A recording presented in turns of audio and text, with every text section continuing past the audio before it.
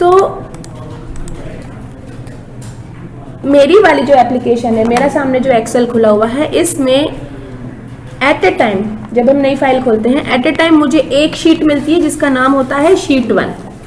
एक शीट में मेरे पास कुल 10,48,576 क्या होते हैं, क्या है फिलहाल, रोज हैं, ठीक है ना, लाइनें हैं, या फिर हम उनको रिकॉर्ड्स भी बोलेंगे। और कुल 16,384 16,384 मेरे पास क्या है, कॉलम्स हैं।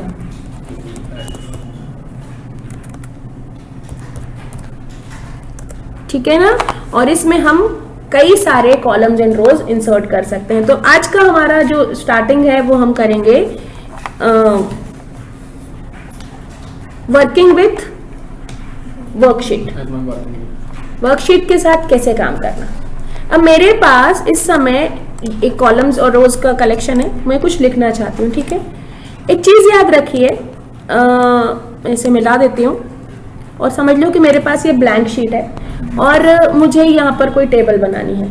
तो एक्सेल का बेसिकली यूज होता है, हम लोग करते हैं डेटा को टेबल के रूप में रख के रिपोर्ट्स फाइंड बनाने के लिए, ठीक है, और उसको हम डेटा एनालिसिस करने के लिए उपयोग करते हैं।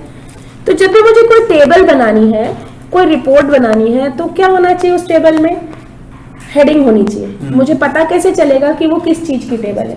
तो एक चीज याद रखिए, बाद में हम उस चीज के लिए फिर एडिटिंग करें, उसको ऊपर नीचे करें, मेहनत ज्यादा करें, इसके लिए हम शुरुआत से ही यदि वैसे ही काम करेंगे तो हमारा काम जो है वो प्रॉपर चलेगा। तो हमेशा ये जो पहली लाइन का जो पहला रो है ना, ये A1, यहाँ पर आप हेडिंग लिख दीजिए। जैसे कि आप यहाँ पर लिखना चाहते हैं स्टूडेंट डिटेल्स लिखना चाहते हैं, तो यहाँ पर आप हेडिंग पहले में डाल दीजिए।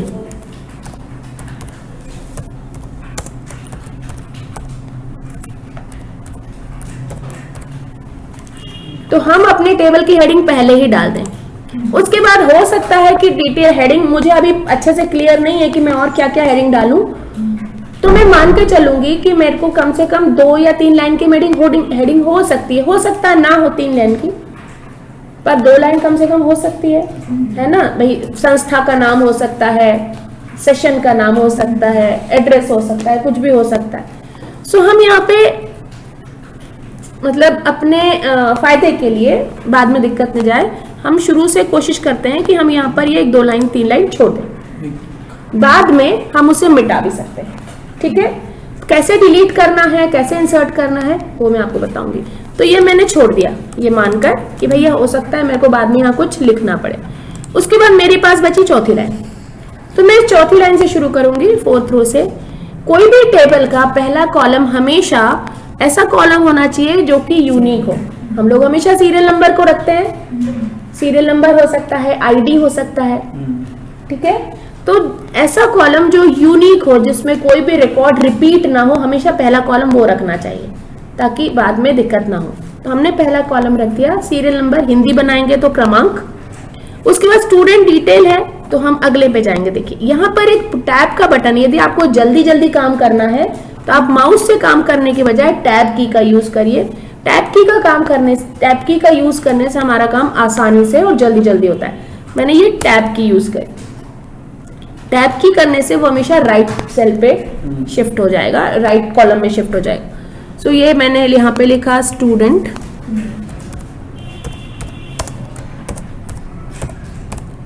ठीक है, ये स्टूडेंट नेम लिखा।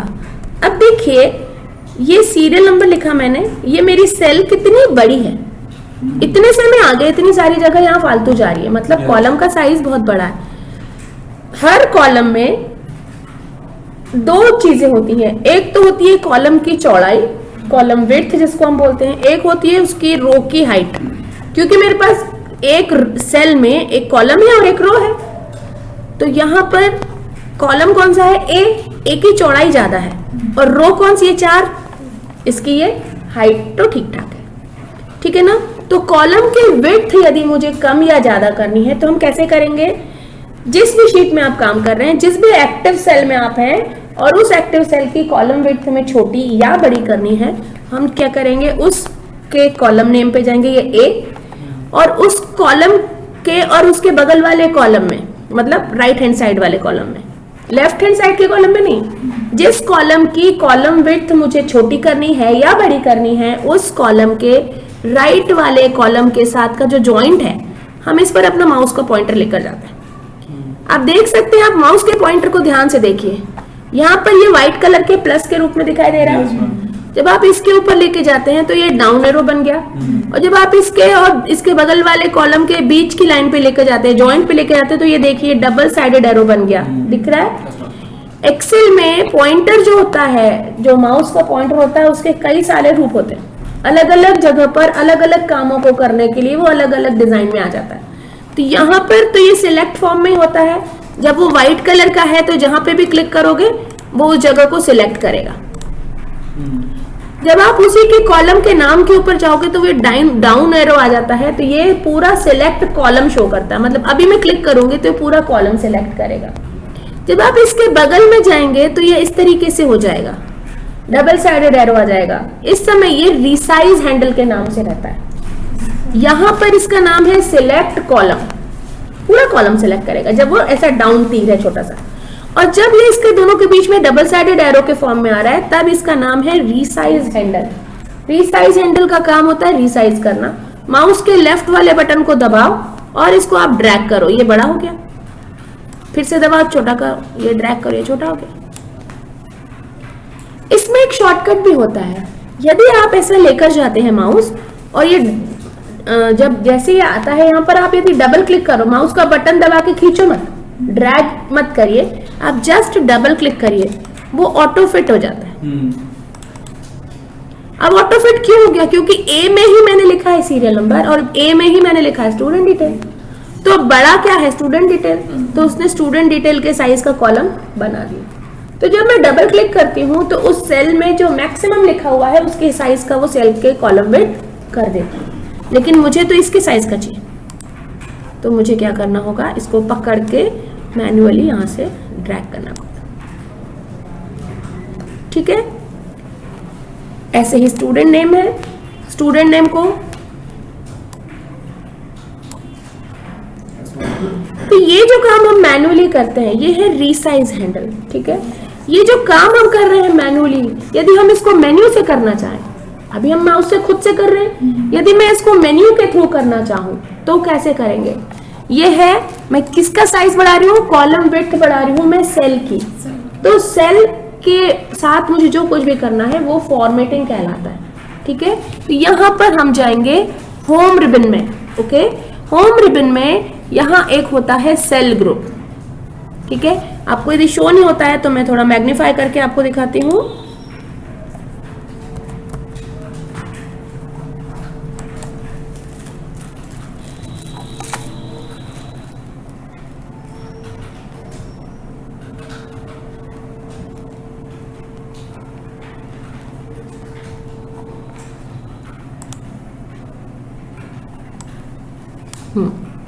देखिए थोड़ा सा बड़ा दिख रहा है, ये मैग्नीफायर। मैग्नीफायर क्या होता है? एक टूल होता है जो कि हमें हमारा ऑपरेटिंग सिस्टम देता है। ऑपरेटिंग सिस्टम के साथ एक सिस्टम टूल होता है मैग्नीफायर, और उससे हम चीजों को थोड़ा सा बड़ा करके देख सकते हैं। तो आप देखिए, ये रहा आपका होम टैब, उसके नीचे की ये रही होम रिबन, होम रिबन में ये रहा आपका सेल ग्रुप, सेल ग्रुप में ये है आपका फॉर्मेट, फॉर्मेट के अंदर जाओगे तो है आपके पास रो हाइट, ये रही कॉलम विड्थ। तो यदि मुझे किसी सेल की कॉलम विड्थ बढ़ानी या घटानी है तो मैं इस कॉलम विड्थ पे जाऊंगी, क्लिक करूंगी, ये देखिए ये आ गई कॉलम विड्थ। किसकी कॉलम विड्थ बदल रहा है? जो मैंने सिलेक्ट किया हुआ है उसकी, जो भी सिलेक्ट किया हुआ है इसकी कॉलम विड्थ चेंज हो जाएगी।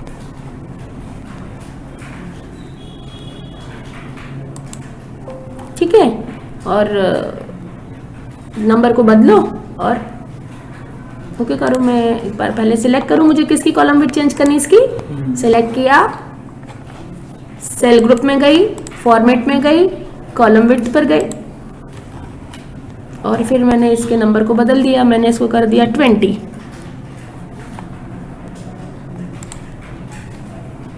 ये बड़ा हो गया, देखिए यहां से यहां तक हो गया।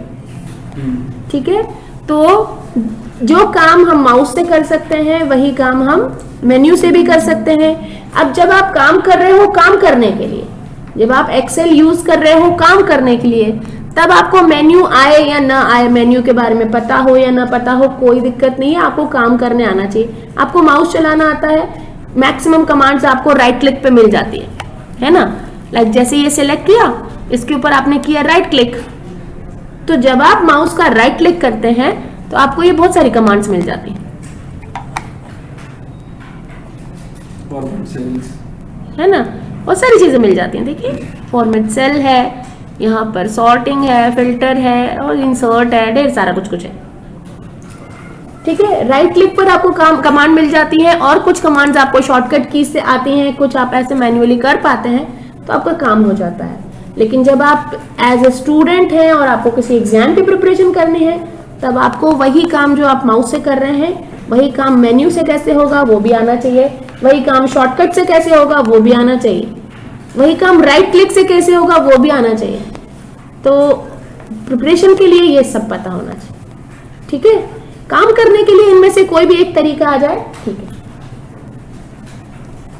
तो ये आपने देख लिया यहाँ पर, मैं इसको वापस से छोटा करूं, कुछ ज्यादा मैग्नीफाइंग में अच्छा नहीं लगता। ठीक है, तो यहाँ पर ये हमने इसके साइज को जो है वो बढ़ा दिया।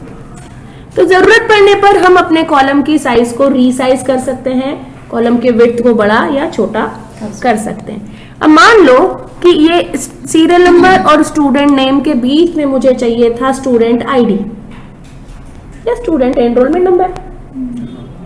स्टूडेंट का सीरियल नंबर, उसके बाद स्टूडेंट का एनरोलमेंट नंबर, उसके बाद चाहिए मुझे स्टूडेंट का नेम। अब एनरोलमेंट नंबर के लिए तो जगह नहीं है, ठीक है, तो यहां मुझे एनरोलमेंट नंबर के लिए क्या करना पड़ेगा, एक एक्स्ट्रा कॉलम इंसर्ट करना पड़ेगा। तो कहां इंसर्ट करना है मुझे, सीरियल नंबर के बाद जहां पर स्टूडेंट नेम लिखा है वहीं पर, स्टूडेंट नेम के पहले। मतलब हम चाहते हैं कि जहां स्टूडेंट नेम लिखा है वहां पर स्टूडेंट एनरोलमेंट आ जाए और उसके बाद में सीरियल नंबर। तो जिस जगह में हमें एक्स्ट्रा कॉलम चाहिए या जिस जगह में हमें एक्स्ट्रा रो चाहिए, हमें हमेशा वहां पर माउस से पहले सिलेक्ट करना चाहिए, फिर राइट क्लिक करना चाहिए, फिर इंसर्ट करना चाहिए। ठीक है, और फिर इंसर्ट करने के बाद वो मुझे एक छोटा सा विंडो ओपन करके देता है। इस विंडो में जाकर आपको क्या करना होगा, आपको सिलेक्ट करना पड़ेगा इंटायर कॉलम और करिए ओके। ठीक है, और आपके पास एक एक्स्ट्रा कॉलम आ गया। अब आप यहाँ पर नया कुछ लिख सकते हैं, इसको थोड़ा सा बड़ा कर दीजिए, एंड लिख दीजिए।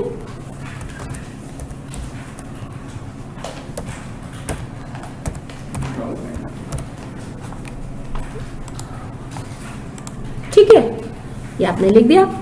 अब इस तरीके से आप सेल में वर्कशीट में एक्स्ट्रा कॉलम इंसर्ट कर सकते हैं। इसी को मेन्यू से करना होगा तो कैसे करेंगे, अगेन सेल ग्रुप में जाएंगे, यहाँ पे ऊपर आपको इंसर्ट मिल जाएगा, इंसर्ट में चले जाइए, यहाँ पर वो बता देता है आपको कि क्या क्या चाहिए, इंसर्ट रो, इंसर्ट कॉलम या फिर एंटायर शीट।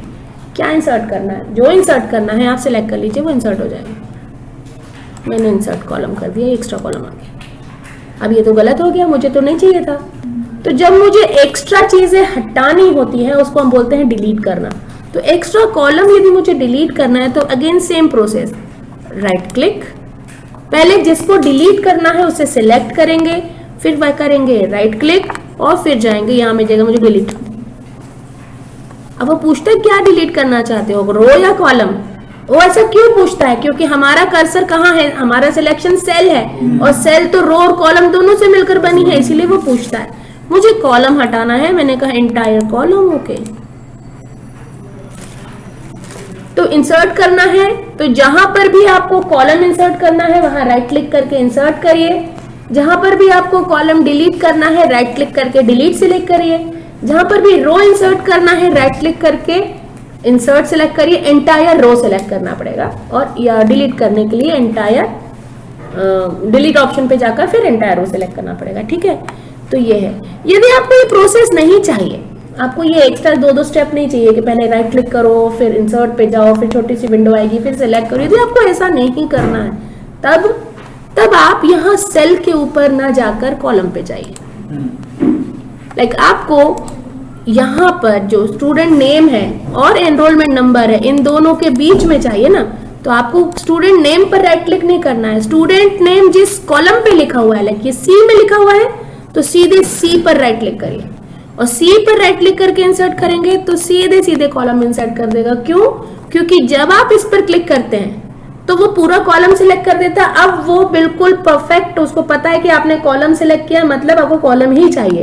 रो का कंफ्यूजन खत्म। जब हम सेल सिलेक्ट करते हैं तब वो कंफ्यूज है कि रो चाहिए कि कॉलम चाहिए, लेकिन जब हम कॉलम सिलेक्ट करते हैं तब वो पक्का है कि उसको आपको कॉलम ही चाहिए। ठीक है, तो ये हुआ। तो ये है आपका, मैं जो कॉलम डिलीट करना है तो मैं कॉलम के नेम पे जाऊंगी, राइट क्लिक करूंगी, डिलीट करूंगी। अब उसको मालूम है कि पूरा कॉलम ही सिलेक्ट है तो वही जाएगा। ठीक है, और यही दोनों चीजें आप कर सकते हैं, selection and insertion and deletion. यहाँ सेल ग्रुप में आके आपको ये रहा इंसर्ट ग्रुप, ये रहा डिलीट ग्रुप, यहाँ से जाकर आप कर सकते हैं। बस सिलेक्ट करना मत भूलिए, कहाँ पे आपको चाहिए वो एरिया सिलेक्ट करना मत भूलिए। ठीक है, तो ये रहा आपका वर्कशीट में रो को इंसर्ट करना, कॉलम को इंसर्ट करना। मैम जैसे इसके पहले चाहिए तो मतलब बी के बाद चाहिए तो सी को सेलेक्ट करना होगा। हमेशा कॉलम लेफ्ट में, जो कुछ भी कॉलम जो है वो हमेशा लेफ्ट में इंसर्ट होती है और रो हमेशा अबव से इंसर्ट होती है ना, बिलो। रो नीचे नहीं आएगी और कॉलम राइट में नहीं आएगा। ठीक है, तो जहां पर भी आप सिलेक्ट करके इंसर्ट करेंगे वो हमेशा उसके लेफ्ट में जाएगा। इसीलिए मैंने कहा कि जिस स्थान पे आपको कॉलम चाहिए आप उस स्थान पर राइट क्लिक करिए। जिस जगह में आपको कॉलम चाहिए या जिस जगह में आपको रो चाहिए आप उस जगह में पहले क्लिक करिए, फिर राइट क्लिक करिए, तो वो वहां पर आपको देगा। तो जहां पर भी आप रो इंसर्ट करते हैं वो हमेशा उसके ऊपर जाएगा और हमेशा लेफ्ट में जाएगा। ठीक है, तो ये हो गया आपका कॉलम्स एंड रोज को इंसर्ट करना। अब बात आती है यहाँ पर नीचे शीट की। हमने देख लिया कि एक शीट में कॉलम्स होते हैं, रोज होते हैं। हम रोज कैसे इंसर्ट कर सकते हैं, कॉलम कैसे इंसर्ट कर सकते हैं, डिलीट कैसे कर सकते हैं, उनका रीसाइज कैसे कर सकते हैं। ठीक है, इसके अलावा यहाँ पर शीट में ये जो शीट है, इस शीट टैब के साथ हम क्या कर सकते हैं। ये शीट भर गई, मेरा तो स्टूडेंट, मेरे क्लास में 70 ही बच्चे हैं, तो 70 ही लाइनों में मेरा काम हो गया। ज्यादा से ज्यादा 72, 75, 80 इतने में मेरा काम हो गया। अब मेरे पास बहुत सारी शीट खाली पड़ी हुई है, तो मेरे पास ऑप्शन है कि मैं एक ही शीट में अलग अलग जगह में जाके टेबल बना लूं। लेकिन उसमें दिक्कत क्या होती है, उसमें डेटा को सर्च करने में दिक्कत होती है। आपके पास एक ही शीट है, अब ढूंढते रहो कौन सी टेबल कहाँ बनी है। पहले सामने दिख रही है स्टूडेंट डिटेल, फिर आप ऐसे ये स्क्रॉल बार से ऐसे जाते जाओ ढूंढते जाओ ऐसे, तो सर्चिंग में ज्यादा टाइम जाता है। चलिए आप कहते हो कि स्क्रॉलिंग से नहीं करना, मेरे पास फाइंड ऑप्शन होता है Ctrl+F। तो यदि मेरे पास Ctrl+F है तो मैं Ctrl+F डाल के हेडिंग डाल के ढूंढ सकती हूँ। ओके, अच्छी बात है, लेकिन फिर भी एक ही शीट में हम यदि बहुत सारा अलग अलग टाइप का डाटा डाल दें तो काम करने में उतना मजा नहीं आता है। तो तरीका क्या है, तरीका अच्छा हमारे लिए गलत नहीं है वो कुछ भी। यदि आप में इतनी कैपेबिलिटी है कि आप मैनेज कर सको तो बिल्कुल करो, आपको एक ही शीट में सब करना है कर लीजिए। लेकिन अच्छा ये रहता है कि हम अलग अलग टाइप के डेटा के लिए अलग अलग शीट यूज करें ताकि समय पड़ने पर हम उसको आसानी से रिट्रीव कर सके, पा सके। फॉर एग्जाम्पल, आप किसी स्कूल में हैं और आपके स्कूल में 12वीं तक की कक्षाएं हैं। अब 12वीं तक की कक्षाओं में हर क्लास में एक टीचर है, हर क्लास में स्टूडेंट है। हर टीचर को अपने स्टूडेंट्स का रिकॉर्ड रखना है। यदि मैं क्लास के स्टूडेंट्स की डिटेल के हिसाब से बात करूं तो क्लास के बच्चों का डिटेल, उसके बाद उनके रिजल्ट का डिटेल, है ना। अब यदि मैंने एक ही शीट पे पहले से लेके 12वीं तक के बच्चों का सब कुछ नाम गाम धाम सब लिख दिया, रिजल्ट भी लिख दिया, तो फिर मुझे फिल्टर बहुत लगाने पड़ जाएंगे। मान लो कोई दूसरी क्लास की जानकारी चाहिए, अचानक 5वीं क्लास की जानकारी चाहिए, तो मुझे थोड़ा सा क्या करना पड़ेगा, सर्चिंग ज्यादा करनी पड़ जाएगी। तो मैं आगे अच्छा रहेगा कि मैं क्लास 1 के लिए अलग शीट हो, क्लास 2 के लिए अलग शीट हो। तो जब मुझे क्लास 1 का बच्चा चाहिए तो मैं क्लास 1 की शीट पे चली जाऊं, जब मुझे क्लास 2 की जानकारी चाहिए तो मैं क्लास 2 की शीट पे चले जाऊं। इस तरीके से मेरी सर्चिंग जो है वो थोड़ी सी इजी हो जाती है है ना, इसीलिए यहाँ पर ये शीट का ऑप्शन दिया हुआ है। हम कई शीट्स डाल सकते हैं, एक वर्कबुक में बहुत सारी शीट्स हम डाल सकते हैं। वर्कशीट को डालने का एक तो तरीका ये है, ये था, यहाँ पर सेल्स में गए, इंसर्ट में गए, देखिए यहाँ पर वर्कशीट है, इंसर्ट शीट, आप इंसर्ट शीट करेंगे नई शीट आ जाएगी, ये आ गई शीट, शीट 1 खसक गई, शीट 2 आ गई। ठीक है, तो हम ऐसे कई सारी शीट डाल सकते हैं, पर उतना करने की हमें जरूरत नहीं है। और मैम यहाँ पर को देखना है तो ये ना, यहाँ पर ये रहा प्लस का सिंबल, आप इस प्लस पे क्लिक करके कई सारी शीट्स इंसर्ट कर सकते हैं, ऐड कर सकते हैं। ठीक है, देखिए शीट 1, शीट 2, शीट 3 ऐसा आ गया। कैसे पहचानेंगे कौन सी शीट पे क्या लिखा है? सबके नाम तो शीट है, अब याद रखने में दिक्कत हो सकती है कि नहीं? तो इसीलिए मुझे शीट के जो नाम है उसके साथ कुछ काम करने के ऑप्शंस मिल जाते हैं। वो ऑप्शंस हमें मिल जाएंगे राइट क्लिक करने से। यदि मैं इस शीट पर जाती हूँ तो मैं इस शीट पर, अब देखो यदि मेरे को ये नाम नहीं बदला है और मुझे याद भी नहीं है मैंने कहाँ लिखा है, तो मुझे एक एक शीट पे जाके ढूंढना पड़ेगा कि मैंने कहाँ लिखा था। तो उससे बचने के लिए मैं अपनी शीट का रीनेम कर सकती हूँ। तो अपनी शीट, जो शीट टैब होता है, उस शीट टैब पर यदि आप राइट क्लिक करते हैं तो आपको वो पूरे ऑप्शन देता है आप क्या क्या कर सकते हैं, क्या क्या कर सकते हैं। चलिए मैं मैग्नीफायर को फिर से ओपन करना पड़ेगा मुझे, क्योंकि फॉन्ट्स थोड़े छोटे रहेंगे। ये शीट टैब है, शीट 1।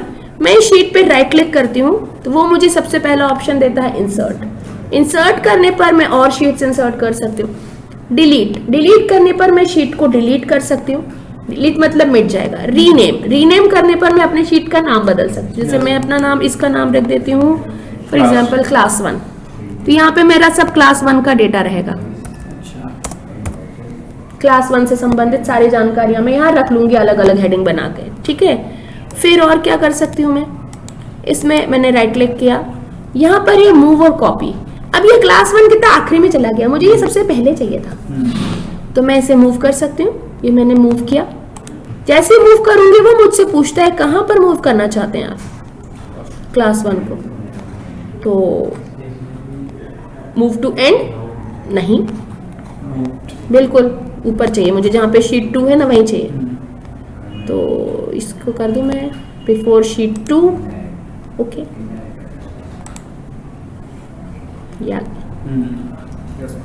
मुझे इसी की एक और कॉपी चाहिए ना, अभी सेम टेबल तो एक ही जैसा बनेगा, फिर नाम भले बच्चों के अलग अलग रहे लेकिन टेबल तो एक ही जैसा रहेगा ना, student ID, roll number, name वगैरह। तो टेबल का स्ट्रक्चर एक बार बना लिया, बार बार क्या बनाना, कॉपी कर लूं। तो मेरे पास कॉपी करने का तरीका क्या है, चीजों को कैसे कॉपी करते हैं अपन, ऐसे सिलेक्ट करते हैं, फिर राइट क्लिक करके कॉपी करते हैं, फिर दूसरी जगह जाते हैं, फिर राइट क्लिक करके पेस्ट कर देते हैं, ऐसे करते हैं। या फिर कंट्रोल C करते हैं कॉपी और फिर कंट्रोल V कर देते हैं पेस्ट, ऐसे करते हैं। इतना तो पता है, इतना करने की जरूरत नहीं। जब मुझे सब कुछ चाहिए सेम टू सेम तो मैं इतनी सारी स्टेप्स क्यों करूंगी। तो मैं इसको करूंगी राइट क्लिक, सिलेक्शन की कोई जरूरत नहीं है, मुझे पता है कि मुझे पूरी शीट ही कॉपी करनी है, पूरा डेटा कॉपी करना है। सो मैंने राइट क्लिक किया, यहाँ पे मुझे मिलता है मूव और कॉपी। तो यहाँ पर मेरे पास है नीचे क्रिएट अ कॉपी ऑप्शन, इस पे क्लिक करूंगी, वो पूछता है कहाँ चाहिए, तो जहां पर मेरा अभी सिलेक्शन है ना वहीं के वहीं कर देगा वो कॉपी। ये आ गई क्लास 1, ये लिखा देता हूँ। अब मैं कैसे पता करूंगी ना ये क्लास 1 2 तो दिक्कत है, तो बस इसका नाम बदल दिया, इसको कर देती हूँ मैं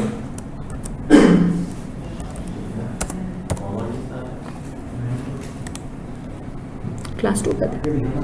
तो इस तरह मैंने एक टेबल बनाई एक शीट के ऊपर और उसको कॉपी कॉपी कॉपी कॉपी कर दिया, तो एक जैसे स्ट्रक्चर वाली पूरी कॉपी बन गई। ठीक है, अभी क्या करेंगे कि तुम चले जाओ वहां पर।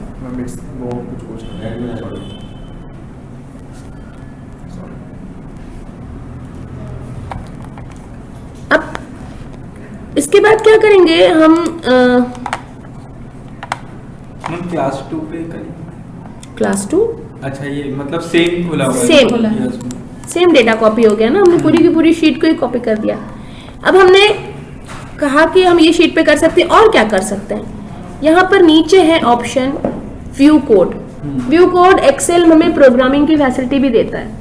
यहाँ पर हम फंक्शंस भी बना सकते हैं, लेकिन उसके लिए हमें प्रोग्रामिंग आनी चाहिए। फिलहाल हमारे पास उसका कोई ऑप्शन नहीं है, हमें वो आती भी नहीं है और हमारे कोर्स में भी नहीं है, तो हम उसको छोड़ देंगे। तो यहाँ पर है अगला प्रोटेक्ट शीट। ठीक है, हम अपनी शीट में प्रोटेक्शन डाल सकते हैं। प्रोटेक्शन मतलब कोई और उसमें गड़बड़ ना कर सके, तो यहाँ पर हम इसको कर दें प्रोटेक्ट शीट। प्रोटेक्ट शीट करेंगे, वो हमसे पूछता है क्या चाहते हो, पासवर्ड। ठीक है, मैंने डाल दिया पासवर्ड। इतने सारे ऑप्शन हैं, allow all user of this worksheet to. अब जिस पे टिक लगा हुआ है ना, वो सब काम वो कर सकता है, जिस पे टिक नहीं लगा वो नहीं कर सकता। ठीक है, तो सिलेक्शन हो जाएगा, बाकी कुछ नहीं हो सका। मैं चाहती हूँ सिलेक्शन भी ना, हटा दो उसको। ओके, री एंटर पासवर्ड। जब भी हम पासवर्ड डालते हैं, हमें पासवर्ड हमेशा री एंटर करना चाहिए। ये अब मैं इस पर ये सिलेक्शन भी नहीं कर सकती, कोई भी नहीं, बस ये खुलेगी। ये देखिए, इसमें सिलेक्शन हो रहा है, लेकिन इसमें सिलेक्शन नहीं हो रहा है। तो ये हो गया आपका, आपके वर्कशीट का प्रोटेक्शन। जब आपको वापस से काम करोगे, वो एरर भी देता है। देखिए, the cell or chart you are trying to change is on a protected sheet. इसको हमको करना पड़ेगा अनप्रोटेक्ट, और जब हम अनप्रोटेक्ट करेंगे तो पासवर्ड मांगेगा, तब वो फिर काम करने देगा। ठीक है, ये है प्रोटेक्शन। और हम राइट क्लिक पे क्या कर सकते हैं, हम कर सकते हैं इसका कलर चेंज। पूरी शीट का नहीं होता क्या? पूरी शीट का अंदर, ये इधर, हाँ क्यों नहीं होता, सब जगह होता। परंतु अभी हम शीट टैब पे काम कर रहे हैं ना, हम केवल शीट टैब के बारे में पढ़ रहे हैं। अंदर तो अलग अलग फॉर्मेट्स बनाएंगे तो अलग अलग कलर करेंगे, वो तो होता ही है। ठीक है, तो यहाँ पर हम शीट टैब का कलर बदल सकते हैं। एक है हाइड। हाइड मतलब छुपाना। मैं दिखाना नहीं चाहती, मैं छुपाना चाहती हूँ, तो यहाँ पर हम इसको जाकर हाइड कर सकते हैं। मेरी शीट छुप गई, अब दिखेगी भी नहीं किसी को। ठीक है, तो इस तरीके से हम हमारे डेटा को छुपा सकते हैं। अब यहाँ पे सारी वर्कशीटें दिख रही हैं, अभी तो इतनी दिख रही है सब। मान लो एक टाइम आएगा, सब जगह भर जाएगी, फिर तो बाकी सब शीटें छुप जाएंगी। मतलब कहाँ जाएंगे ना, कैसे हम देखेंगे। और मान लो कि यहाँ पर ये जो है एरिया, ये थोड़ा सा छोटा कर दिया मैंने, ये स्क्रॉल बार जरा ज्यादा ही बड़ा है, तो अब यहाँ पे जगह ही नहीं है, कैसे दिखे। मैंने तो बहुत सारी शीटें बनाई थी, लेकिन यहाँ पर तो बस 2 ही दिख रही हैं, बाकी की शीटें कैसे दिखेंगी। तो यहाँ पर देखो, ये एक एरो दिखाई दे रहा है, इस एरो से आप ऐसे आगे आगे के आप देख पाएंगे, देख रहे हैं। लेकिन ये भी थोड़ा सा लेंदी काम है, हमें आसान से आसान काम देखना है। तो आसान से आसान काम ये होता है कि ये जो एरिया है ना, ये वाला एरिया, ये शीट वाला एरिया कहलाता है ना, ये लाइन ही पूरी शीट टैप की है। यहाँ जाकर जब आप राइट क्लिक करेंगे तो आपको सारी शीटों के नाम दिख जाएंगे। ठीक है, और आप उन शीट्स पे जाकर उनको सिलेक्ट कर सकते हैं और ओके करेंगे तो वही शीट खुल जाएगी। मैम, और जो हाइड की थी वो वाली शीट, वो तो जब तक अनहाइड नहीं करोगे नहीं देखिए। हाइड तो करी इसलिए है पन्ने की छुप जाए। अब वापस से देखना है तो राइट क्लिक, और यहाँ पर अनहाइड ऑप्शन है, अनहाइड करो, वो बता देता है ये हाइड है भैया। ठीक है, ओके। किसी को दिखानी नहीं हो फाइल अपने इसकी, तो ये हाइड कर दो ना। तो मैं वो तो उस ऑप्शन पे जाएगा तो अनहाइड का ऑप्शन दे रहा है, वो अनहाइड करके फिर देख सकते हैं। वो प्रोटेक्शन और भी होता है, हम और पढ़ेंगे। अच्छा, ठीक है, तो ये है आपका वर्कशीट शीट टैब के साथ काम करना। ठीक, इसके बाद जब हमारा काम हो जाता है तो लास्ट होता है फाइल को सेव करना। फाइल को आपको सेव करना है, फाइल मेन्यू में जाइए और यहाँ पर आपके पास एक ऑप्शन होता है सेव ए कॉपी। आप यहाँ पर जाकर इसकी सेव कर सकते हैं, सेव एज ऑप्शन आपको मिलेगा, यहाँ से आप फाइल को जाकर सेव करेंगे। ठीक है, फाइल का नाम लिखा और यहाँ आपने करा सेव, सेव बटन रहता है, यहाँ जाकर आप इसको सेव कर सकते हैं। इसके अलावा इसमें और क्या ऑप्शंस होते हैं, यहाँ पर एक ऑप्शन है न्यू। न्यू पर जाकर आप न्यू फाइल खोल सकते हैं। ओपन पर जाकर आप पहले से बनी हुई फाइल खोल सकते हैं। हालांकि इतनी जरूरत नहीं पड़ती क्योंकि शुरुआत में ये सब देता है, यहीं पर ही देता है। ये आपकी पुरानी फाइलें भी देता है तो खुल जाती है। यहाँ पर है प्रिंट, आप आपकी फाइल को प्रिंट कर सकते हैं। प्रिंट अभी नहीं बताऊंगी मैं, प्रिंट करना बाद में बताऊंगी जब हमारा फाइल टेबल बनाना आप सीख जाएंगे, क्योंकि एक्सेल में प्रिंटिंग सबसे जरूरी चीज है, सबसे गड़बड़ी करने वाली चीजें हैं जो कि होती नहीं है सबसे। यहाँ पर एक इम्पॉर्टेंट चीज है शेयर करना। हम हमारी फाइल को शेयर कर सकते हैं किसी के भी साथ, ठीक है। और शेयर करने में हमको वो मेलिंग का ऑप्शन देता है। मेरी फाइल को मैं शेयर कर सकती हूँ, कैसे, किसके साथ, यहाँ पर लोड हो रहा है और वो मुझे पूछेगा कि कैसे शेयर करना चाहते हैं। ये देखो, केवल ईमेल कर सकते हो, लिंक, सेंड लिंक, हम लिंक दे सकते हैं। तो हम सामने वाले जिसका भी ईमेल आईडी मैं यहाँ लिखूंगी उसको वो लिंक पहुंच जाएगी और वो लिंक को यहाँ से डाउनलोड करके ओपन कर सकता है। लेकिन आप उसको एक कॉपी भी भेज सकते हैं, अटैच करके भी भेज सकते हैं, है ना। यदि आपने उसको अटैच करके भेजा तो वो पूछता है कि क्या आपको पीडीएफ बना के भेजनी है, आप यहाँ से पीडीएफ बना के भेज सकते हैं। लेकिन ये ऑप्शन आपको सिर्फ मेरे सिस्टम में मिल रहा है। ये ऑफिस 365 के फीचर है, ठीक है। तो यदि आप ऑनलाइन ऑफिस यूज करते हैं तो ये फीचर आपको मिलते हैं। लेकिन यदि आप ऑफलाइन ऑफिस 7 यूज करते हो, ठीक है, तो उसमें ये नहीं मिलेगा। ऑफिस 13 यूज करते हो तो मिल जाएगा। MS ऑफिस 2013 वर्जन में ये ऑप्शन आपको मिल जाएगा, ठीक है। तो इस तरीके से हम हमारी डेटा को, हमारी फाइल को दूसरों के साथ शेयर कर सकते हैं, एक्सपोर्ट कर सकते हैं। पीडीएफ बनानी है, यहाँ से जाके हम उसको पीडीएफ बना सकते हैं। ये देखिए, क्रिएट पीडीएफ, इस पर क्लिक करेंगे तो हम हमारी फाइल का पीडीएफ क्रिएट कर सकते हैं। जैसे ही हम इसको क्लिक करेंगे वो उसको, ये देखिए ये आ गया और वो उसको जैसे हमने पब्लिश करेंगे वो उसको पीडीएफ में कन्वर्ट कर देंगे, ठीक है। तो ये है आपका फाइल मेन्यू, ठीक है।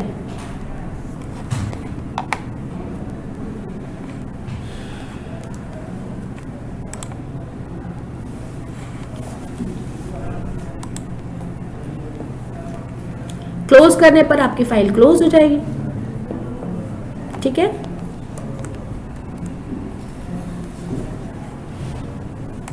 फाइल का क्लोज करने का मतलब है जो फाइल आपने खोल रखी है वो आपकी फाइल क्लोज हो जाएगी। तो मैं इसको वापस से, इसकी जो जूम परसेंटेज है वो कम कर रही हूँ एंड हमने इसको बंद कर दिया। और अब हम इसके बाद काम करेंगे टेबल पे, एक्सरसाइजेस पे, ठीक है। मतलब इसके फॉर्मेटिंग टूल्स पे, होम रिबन के जो फॉर्मेटिंग कमांड्स हैं हम इन पे काम करेंगे, हमारा नेक्स्ट टॉपिक रहेगा। इसके पहले आपको ये जो कुछ भी मैंने working with worksheet, cells and columns बताए हैं ये आपको करके देख लेना है, ठीक है। और कैसे किया ये नोट डाउन भी कर लेना है, ठीक। चलिए।